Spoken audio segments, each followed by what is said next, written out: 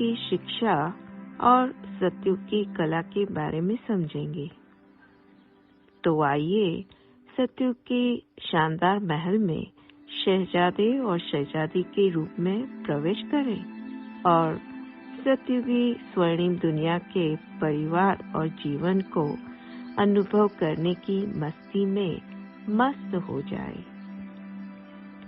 स्वर्णिम युग में शुद्ध पारिवारिक जीवन होता है, क्योंकि ये देवताओं की पावन धरती है।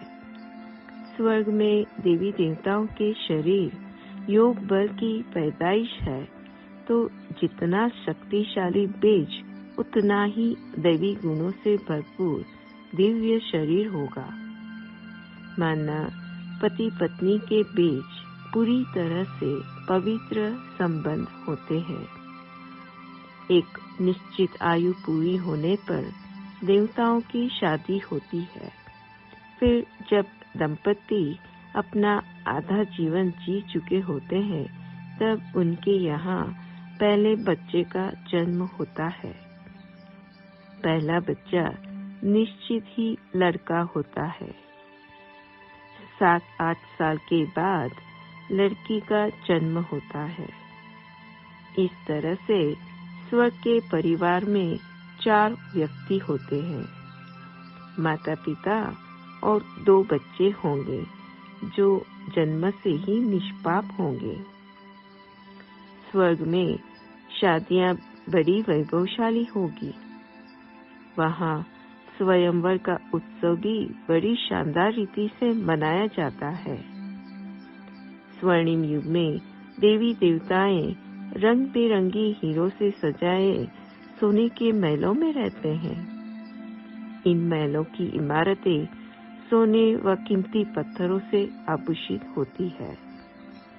महलों में दरवाजे एवं खिड़कियां नहीं होंगी, क्योंकि एक तो पूरे वर्ष दरमियान दिन और रात का तापमान में कोई खास परिवर्तन नहीं होता, और दूसरी बात, सुरक्षा व्यवस्था करने की कोई आवश्यकता ही नहीं है।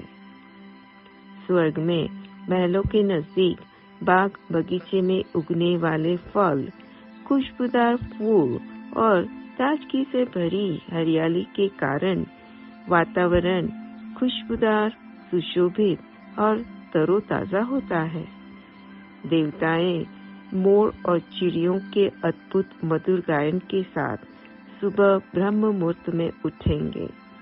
देवी देवताएं हर अवसर के लिए उस अवसर के अनुसार विभिन्न प्रकार के सुंदर वस्त्रों से सजे सजाए रहेंगे। स्वर्ग की रॉयल दासियां इस कार्य में अपना हाथ बांटेगी, क्योंकि महलों में रहने वाले देवी देवताओं को दिन के दौरान कई बार वस्त्र और आभूषण बदलने होंगे।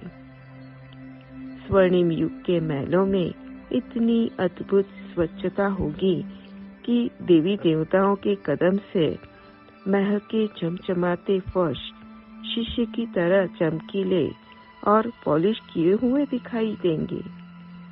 स्वर्णिम युग में सतो प्रधानता होने के कारण भोजन पूरी तरह से सात्विक होगा।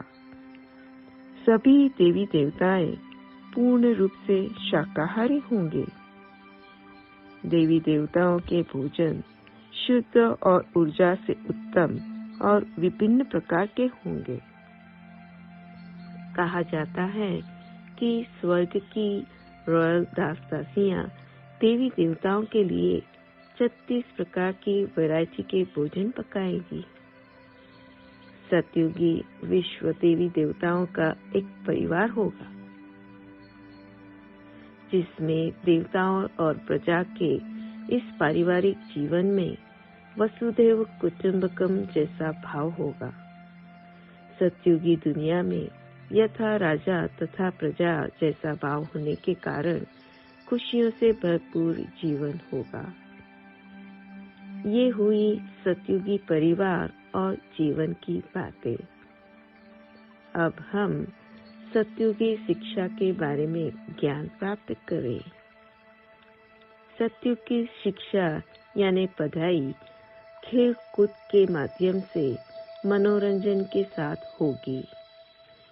बच्चों का ना ही कोई यूनिफॉर्म होगा, ना ही कोई बड़ी किताबों का बोझ होगा या ना ही कोई होमवर्क का स्ट्रेस होगा।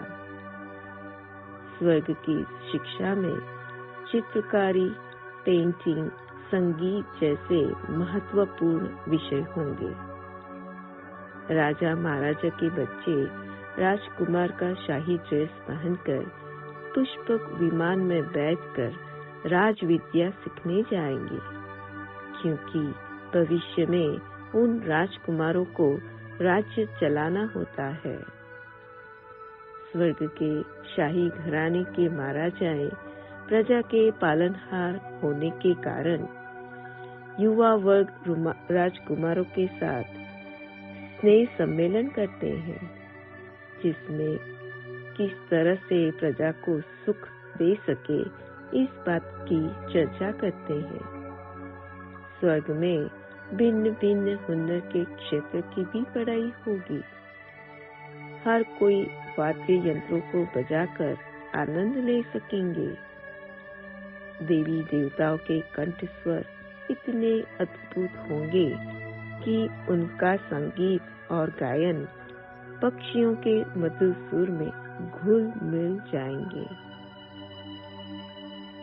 स्वर्ग में बहुत सारी रंगशालाएं भी होंगी और अनेक प्रकार के मनोरंजन से भरपूर नाटक भी खेले जाएंगे।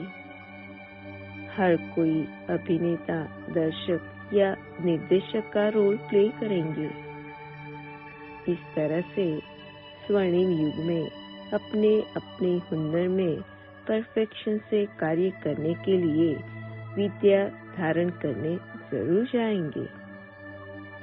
इस सतयुगी शिक्षा के पश्चात हम सतयुगी कला के क्षेत्र में प्रवेश करें, साथ साथ 16 कला संपन्न कलाकार होने की भी अनुभूति करें। स्वर्णिम युग के देवी देवता